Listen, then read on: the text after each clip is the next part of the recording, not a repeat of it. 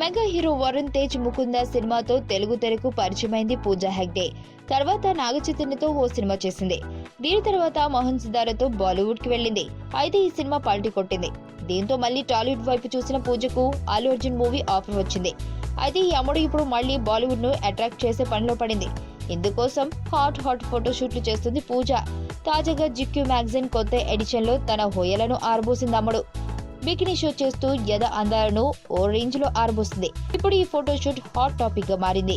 ఇక అల్లు అర్జున్ తో పూజ చేస్తున్న డీజే సినిమా విషయానికి వస్తే హరీష్ శంకర్ దర్శకత్వం వహిస్తున్న చిత్రం ఇది. దిల్ రాజు నిర్మాత. చిత్రానికి దేవిశ్రీ ప్రసాద్ మ్యూజిక్ అందిస్తున్నాడు.